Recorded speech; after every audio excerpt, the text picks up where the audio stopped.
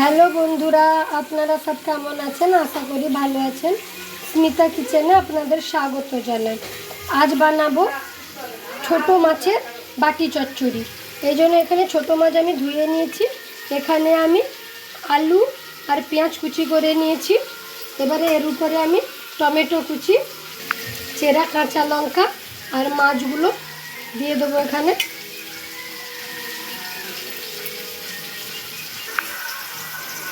এখানে আমি সামান্য সর্ষে বাটা দিয়েছি, নুন দিলাম, হলুদ গুঁড়ো, সামান্য লঙ্কা গুঁড়ো দিয়েছি, 1 চামচ মতো সর্ষের তেল দিয়ে দেবো। দিয়ে ভালো করে হাতে আমি মেখে রেখে দেবো। এখন